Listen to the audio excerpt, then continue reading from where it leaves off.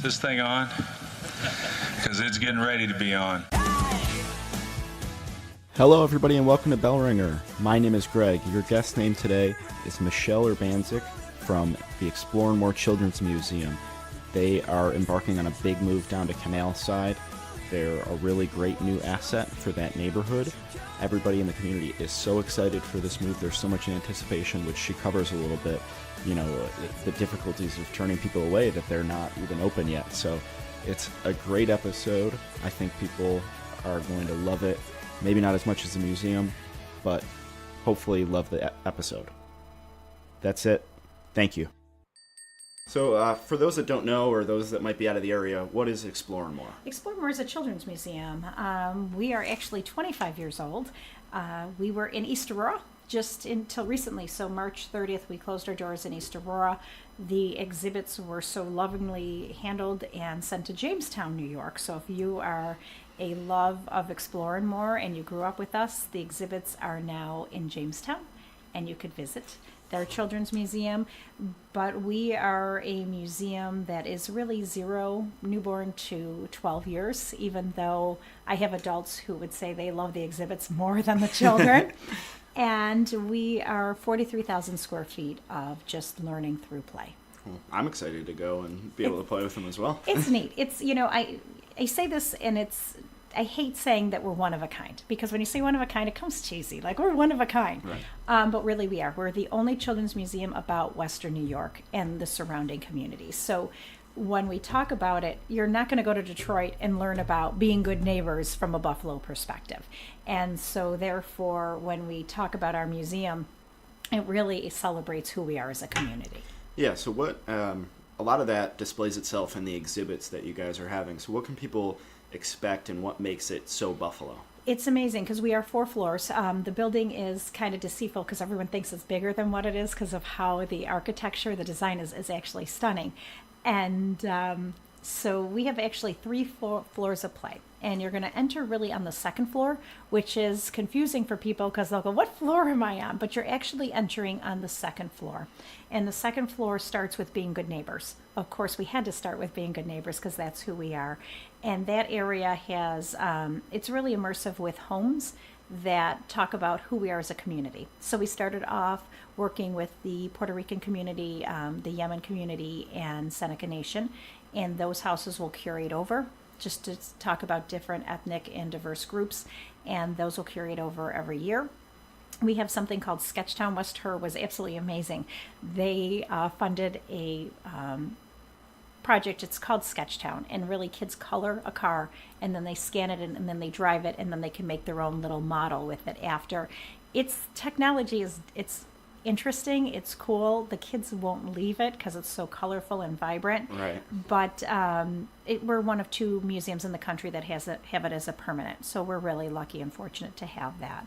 You move into our moving water, and we are proud because that was NYPA's first naming, like public naming, and it really talks about our love for water. So we have everything from going from the Hudson River all the way through the Erie to the Erie Canal to Lake Erie. And we have a packet boat that when you open up the drawers, it tells stories of what it was like on the Erie Canal way back when. And it's just our love of water. So kids get wet in that zone. So I tell parents, make sure you bring another shirt. Even though we have smocks, yesterday we had kids on and their arms were just soaking wet.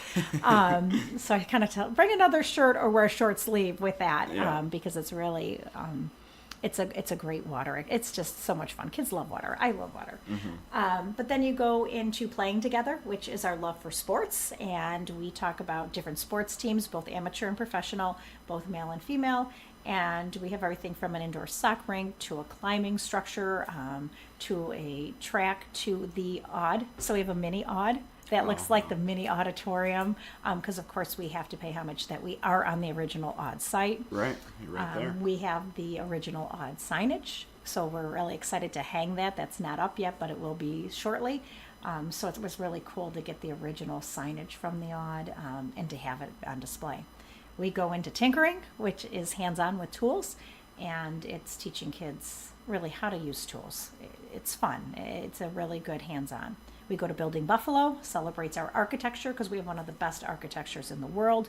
We need to really celebrate it and talk about it, but it talks more about building trades and just, siding, roofing, plumbing, and then everything to CAD drawings to architecture and how we put things together through engineering. We go into our hospital, which we have a mini John R. O'Shea Children's Hospital, and that's so cool. We're just waiting for the last elements of those, but for the most part, it's really fun. And we go to, of course, Lighting Buffalo's Imagination. We have an innovators wall that talks about what was made, produced, or patent in Western New York. We have 40. We actually have 120 things, and we narrowed it down to 40, and those will be evolving and changing. And then you go to our Farm to Fork, which is, it's a replica of Danny Wegman's barn is in our Farm to Fork. We have a milking cow, and it's just a lot of fun. It talks about food sustainability, and our love for our local dairy farmers and local farmers in general. Yeah, that's one of the things I found so interesting in hearing you speak about it, even the intersection with what we do within industry with, the water, with hydropower, agriculture, healthcare, and then the tinkering, even like trades and manufacturing. Mm-hmm. How valuable do you think that is for children to be learning at such a young age? You said you're 0 to 12. Right. And I think it's purposeful, and it needs to be. We need to get our kids at a younger age learning these words. So it's early literacy. It's hearing what these words are for early careers. It's finding out what their talents are young enough. And I always say with STEM, especially in our STEM area, we have so many things that teach this is STEM, because everyone thinks STEM is just science, but it's how we actually make technology and engineering and math and how it all comes together to create something. So I'll give you an example, the milking cow. Kids will do it by hand, but that's really not how milk is done every day. It's actually done through equipment, and that's STEM. So it's taking the technology and how do we make it easier. And so we'll be teaching that. I say even in the hospital, the area, it was meant to have kids be relaxed. If something happens to them, they have that visual, because we're visual learners. And mom, dad, or caregiver could say if something happens to the child and they have to go to the emergency room at the hospital, they could say, well, remember we were at Explore and More, and you took your doll in and they had an MRI or an X-ray, or at least the child will have a frame of reference, but they're learning the words. They're learning stethoscope, they're learning MRI, X-ray, like they're hearing these words so they become a norm. And even as microscopic as like the familiarity to the Children's Museum, I think I've heard you say in the past, like the look and feel of it mirrors each other really closely. So if you go through, I think it's having kids familiar. So even in like Building Buffalo, yesterday we had quite a few kids in there, and they were looking at the pictures and they were appreciating the architecture of things that we just pass by every day and don't even notice how beautiful they are. And so I think John R. O'Shea, the hospital is just perfect. It looks like a mini hospital. So I think you're right. It's having that familiarity with, what's happening. But I think it's that visual learner and just kind of having a sense of it. We are designed to we're introducing the topics. So we're not, the end-all be-all. So that's why we rely a lot on our partners. Just recently we had Penn Dixie come in. They're going to talk about fossils and rocks. That's what they do. They're experts in that. When we talk about architecture and design, that's Darwin Martin. When we talk about art, that's the Albright Knox. So there's so many partners to hand it off to. When we talk about STEM, we have STEM at a very early age, but we want to hand it off to the Science Museum. They're the experts in that. We're introducing the topic. Why we have educators and knowledge in it, we're not as in-depth and don't have the collection pieces that they have. So what we really want to do is introduce our parents to the topic. Their kids have a talent in it, and then hand it off to the culturals or educators or community organizations that do it really well. And it seems like you're fostering the interest in it for the kids to even want to further pursue. Perfect, yeah, and that's exactly what we're doing. So children's museums are not as scary to people to come into. Right. And I always say we trick by learning through play. And it is. We learn through play. And then what happens is I think parents start seeing their child have a talent in something. And, for this museum, kids are going to be all over. But even yesterday, we were watching kids just to kind of see where they're going and where they're gravitating to. But it was interesting to see kids that would stop and actually do something repetitive over and over and just had a love for that. So it was interesting. I was talking to some grandparents and they were like, I can't believe, like, she would never do that, so it's interesting because they're starting to develop a talent in something. So it's bigger than just learning the words or gross motor or communication and playing. It's what is their interest and what can we foster to further grow that interest. So there's so much excitement throughout the community with your move down to Canalside, downtown Buffalo. What are you guys doing to really open the museum up and make it accessible to everyone now that it's in such a central location downtown? So a couple things. We have a universal design, and it wasn't just on paper. We practice. I know I have personally spent the past year talking to quite a bit of families, because it's nice to have studies, and I love, we have all these studies done by consultants and professionals, and it helps for a roadmap. But at the end of the day, my audience is children, and at the end of the day, those children belong to families. And so I needed to hear from families what was most important to them. And what I was finding was a glaring glimpse of the obvious, and we have families come in all different shapes and sizes. And there is children with disabilities and children without disabilities. And they really framed the framework of change. So we have things such as sensory quiet rooms. So children, when they're on overload, can have a spot just to go to and just kind of unwind for a minute and just have a minute, because I don't want a family to leave. I want them just to have that time just to read a book, sit quietly for a minute. The museum will be, even though the colors, the design is the number one thing we're hearing is it's not overstimulating. The colors are very neutral. It's a beautiful, natural place to be. And so that was by design. We have areas for family care, such as breastfeeding. We have universal changing stations. So if you have a child who needs to be changed at an older age, they can be changed with dignity. So instead of trying to find a spot to change your child or go to the car, we actually have one of the restrooms that can hold a child up to 250 pounds. So we're really excited about that. We're working with Canalside, of course, on parking. We have several parking lots right across our bridge from us, so that makes it a little bit easier. I think the challenge right now is the Skyway project has some of these parking lots closed at certain times, which does not make that ideal, but we're working around it. We know that project will be ending in a few short months, so we'll just make it work. Right. It's a temporary issue. It's a temporary issue, and, I get a lot on parking, and, I had many executive directors tell me don't own parking. So you go to other events such as a Sabres game, a Bison's, Shays, BPO, you're paying to park. They don't own parking. You go to other culturals or other family event activities, you're paying to park. So why I have to be mindful of our families. I can't own the parking situation. We're at Canalside. We're at a beautiful spot. We're very blessed to be at Canalside. I think it brings people from all over the region. It's just a great place to be for our local, but also tourists.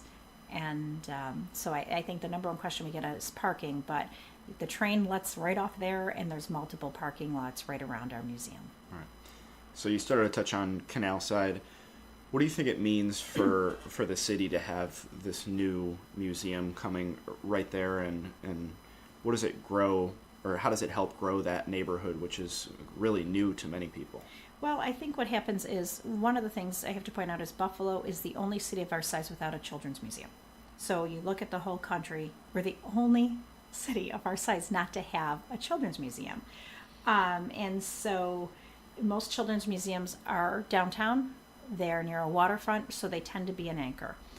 My love for Canalside, I can't believe we're where we are now. I feel very lucky that Explore More is part of the fabric of Canalside, but it's interesting because there's been a lot of, I love the enthusiasm people have for Explore More. Believe me, I love it. But I didn't quite understand it till probably around November. I was talking to a group of families, and they were telling me, they were kind of asking questions like, where are you going to be? And it struck me as odd because I thought we were doing a great job of, I thought we were at nauseum. Right. And then I finally stopped and I said, well, what's your relationship with going downtown? Because, I'm downtown all the time. And they said, Sabres game, Bison's game, Disney on Ice. It was not Canalside. Because when I looked at their demographic, they were younger. So they had children who were 2, 3, 4, 5, and multiple. And so they saw the revitalization of Buffalo as restaurants, real estate, like all the things we're embracing and love. But I never thought about it because I don't have little guys. And I never thought about it. If I had a 2 and a 4-year-old, what would I really be, how am I embracing the revitalization?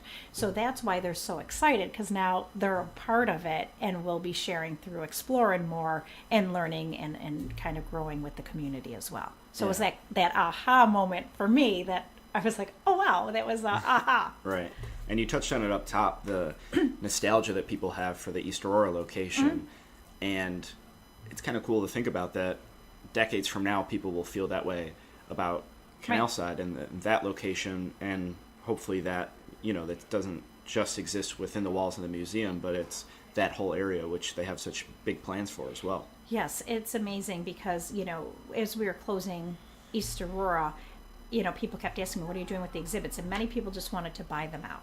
And I didn't want them to be separated. And so Jamestown, we met and they gave me a call and they came to see the exhibits. And I knew if they said they wanted all of them, that was going to be the right answer. And so after they toured, we said, well, what do you think? Which ones do you want? And they looked and said, we would take all of this. And so they had such a love that we had that it made it so easy to gift those to them. And it was the right decision. We could have sold them. We're a nonprofit. We always need the money. Right. And we could have done it. The right thing to do was these were built with such love. Our founders from Explore and More and the educators and the people who created these exhibits did it through love. I mean, Explore and More is a very small non-for-profit children's museum. So everything that was done with blood, sweat, and tears. It wasn't like there was tons of money in which to make these. So we really wanted to respect the legacy, and by gifting them to another museum that loved them just as much as we did, it made it bittersweet. So on that day, as we were shutting down, it was interesting because Jamestown brought, a whole crew, I think about 30 people, to come help us dismantle so they can take them.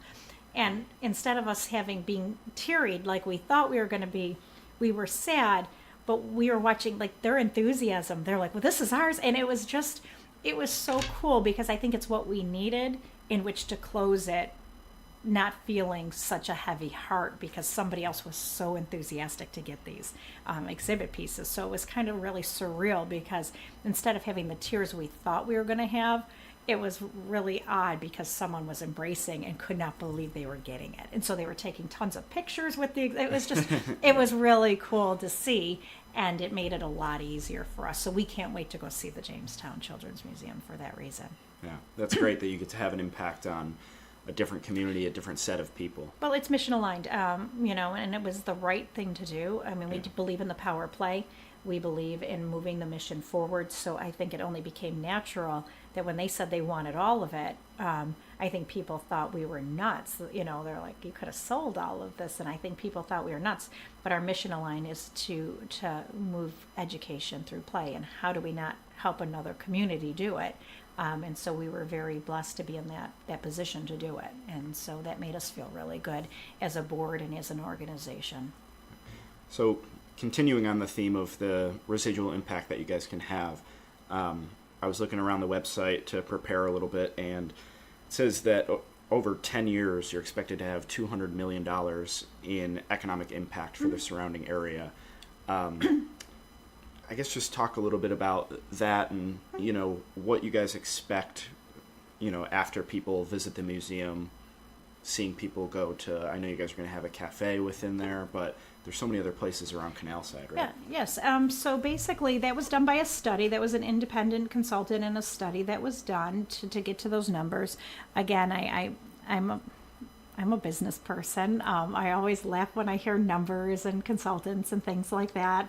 I tend to be optimistic, but I'm always skeptical of numbers, but I have seen it. So we have went from a small staff of about 12, that includes the part-time floor staff, to we're just shy of 40 and still going. So right now I know that economic impact of just who we're hiring. On top of, we have a cafe. It's run by Be Our Guest. I can't say enough about them. They're seamless. And so we're really lucky to have them.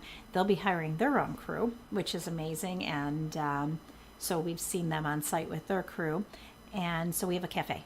It's open. You don't have to come to the museum to have lunch or dinner or whatever you want. You could stop and have an ice cream. You could stop and have a glass of wine. You could stop and have a salad, whatever you really want, right at the cafe. In the winter, if you're skating, you could stop and have a hot chocolate. It's wonderful. We also have a retail shop. It's the Buffalo Stores. I was laughing because they opened yesterday. They didn't officially open. They were still setting up and doing things. They didn't have their cash registers, and people were in the store, and they were selling. So I knew they were just popular. It was really great to have them as a partner. So we know that. I called my first crashers last night. I had a family come in. We had just, again, we're still in that quiet, soft opening phase because we're testing everything. We had a group last night, and I had this one mother with her 2 boys come in last night, and I couldn't turn them away. So they were too adorable, and I called them my crashers. But it's that excitement of people who just want to come and see. We had a gentleman come yesterday, and he's like, "How are you opening anytime soon? Because my family's coming in, and I really want them to see the museum this weekend." So I'm laughing because there's a lot of excitement around it, but I think it will draw families who've never been to Canalside to come and see. We have so many good community partners, the Naval Park, so we're partnering with them. I mean, you have, Spirit of Buffalo. You have all these, businesses downtown, I think, that will see influx of people. So we are just, working hard to make sure we're a good Canalside neighbor and partnering and making sure our families know what's around. Including the double-decker bus tour. We're trying to do some family events because I love the double-decker bus tours. If you haven't been on them, they're amazingly funny. I mean, they're great. They're funny. But to have kids on that and learn about the history of Buffalo and get off and come into our museum and then go on a ship at the Naval Park and then go on the water, through a boat ride is just, I think, the complete package for a family. So we're really excited to have that. And a lot of that anticipation has been built up over a while as you guys are through construction and ramping up, but even so long before that, these plans have kind of been in the works. For those that don't know, how long has this idea taken to really come to fruition? How much hard work has gone into it? In 2012 we were awarded it. So we were awarded there was an RFP process, and we were awarded the bid to start, moving forward. So it's been a long time. But it's been perfect. I mean, there was some change of location, there was change of exhibits, there's been a change of everything. And I always say it's purposeful. It hurts at the time it's happening, but at the end result, I think we have a much better product and a much better visitor experience. So why there's been transition with it, Barbara Leggett was there yesterday, and I can't say enough, that was her vision. And I was happy that it was exactly what she wanted to see. So it was funny because through the years, people might have changed, but we needed to make sure we were paying homage to what was the original vision and did we nail that? And I'm hoping that, we did. I mean, our initial feedback seems to be it's what people were expecting in terms of it exceeded it. So I'm happy with that. I think we're going to have growing pains. Everything is new. Everything in the museum is new, from computer system to database to ticketing system, exhibits. So it's a little bit challenging when people are like, just open the doors, everything's new. And so it's taking us a little bit of time to make sure we're ensuring the flow in safety and visitor experience. I would love to say, we had a line. People are expecting this grand opening with balloons and a line, and you're not going to get that. It's not going to happen. And the reason why is a 3-year-old cannot stand in line. And so I have to I have to keep reminding people, my audience is children. Mm-hmm.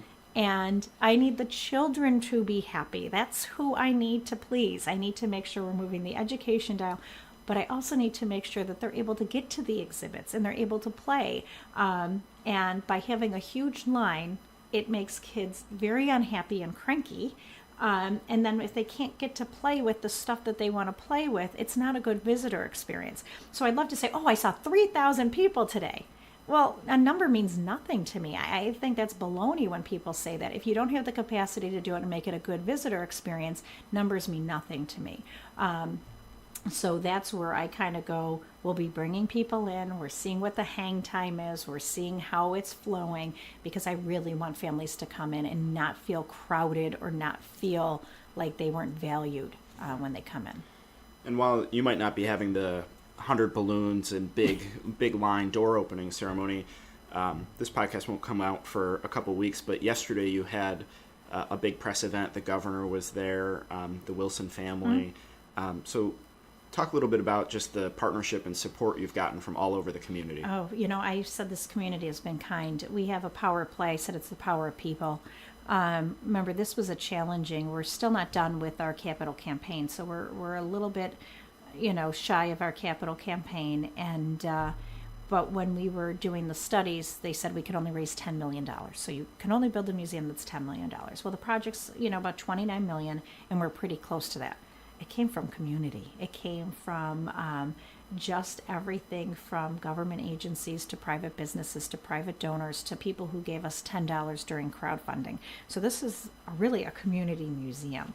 And so I think the cherry on the cake or the ice cream was really Ralph C. Wilson. It came at a time that was really critical. It was a match grant. So it was $3 million for the building of Explorin' More. And we matched that pretty quick.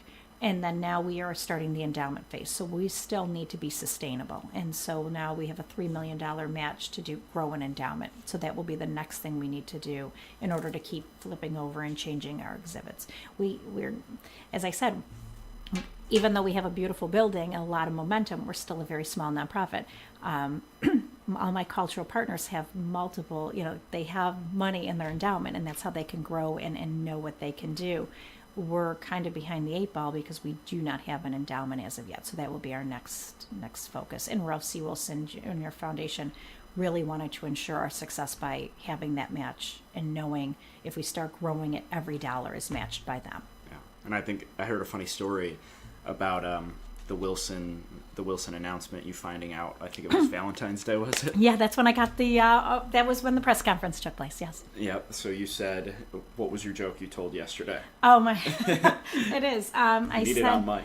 I said, my husband can never compare on Valentine's Day, and we joke about that because even this Valentine's Day, he said, I don't even know what to get you because last year you got a $6 million grant. So I said to David Egner, who is the executive director of the foundation, I said, you killed it for my husband because no matter what he does, he'll never top your gift. And so no chocolate can get close to that. Nothing. Yeah. But that's how appreciative we were to receive it and to have it on Valentine's Day in love. So I said that was true Buffalo love to get it on Valentine's Day. So it was really great. Well, thank you so much for your time. This has been awesome. This has been wonderful. I have a couple blizzard round questions for you. Sure. Fly through it and then we'll get you out of here. If you were a flavor of ice cream, what would you be? You're killing me. I think coffee bean. Okay. Book or TV show that you would recommend? Stranger Things. Text or phone call? Phone call. Bills or Sabres? Oh, you're killing me.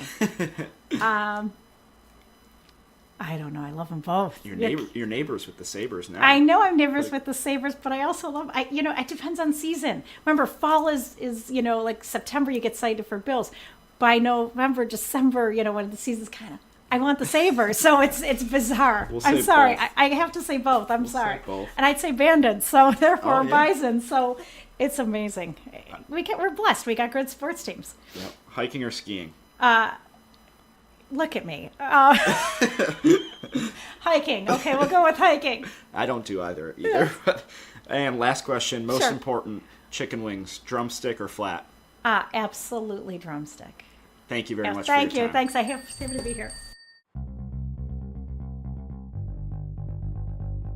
Bell Ringer is a podcast by Invest Buffalo Niagara, the region's privately funded, nonprofit marketing and economic development organization.